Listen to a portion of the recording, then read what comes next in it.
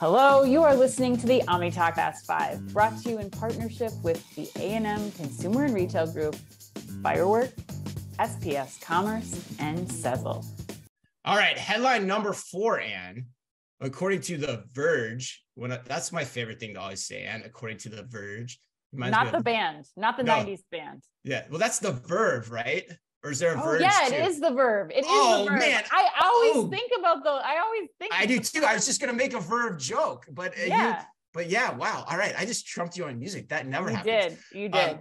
According to The Verge, DoorDash has launched new features that provide guaranteed hourly rates to its drivers. Couriers will now see the option to, quote, earn by time, end quote, which offers a guaranteed hourly minimum rate for the time they spend making deliveries.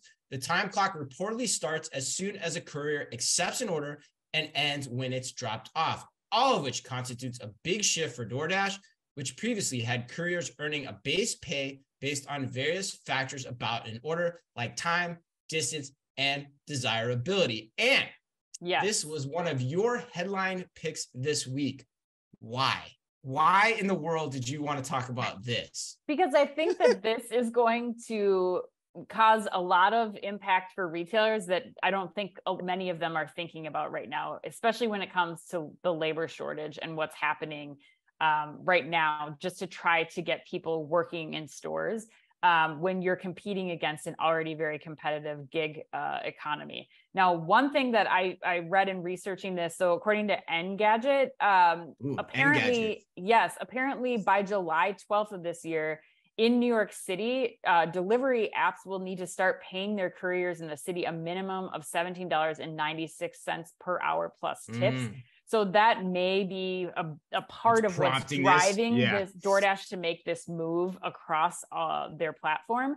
But I think what the impact is here is now what you're guaranteeing or offering. They don't have the DoorDash delivery drivers do not have to go this route. But what you were able to do is guarantee a base pay for those DoorDash drivers, which is competitive with working at, an Albertsons, a Walmart, or a Target. Like now you're able to do that, but in a gig, pick when I want to work, how I want to work, where I want to work.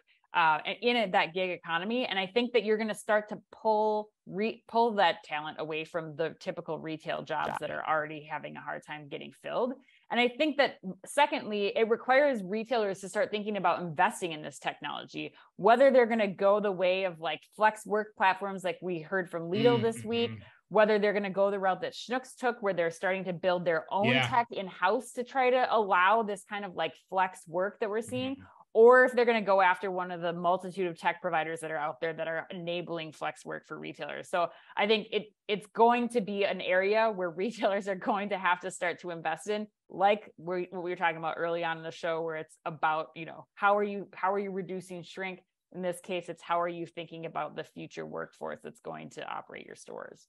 Yeah, that's a great point. I mean, I hadn't thought about the angle that this will push the retailers themselves to figure out how to make their jobs more flexibly available for the workers as well. Like that's a great point. I mean, I think for me, in a nutshell, I don't have much to add, but I think it's just more evidence that these types of jobs are highly desirable for people because of the flexibility, and now even more so because of the increased stability and pay that you're going to get from this move. So, like you said, if you can control your shifts versus having to work when Target or Walmart or some other mall-based retailer tells you or dictates to you really when you need to work, why the hell would you choose that option? I mean, it just makes no sense.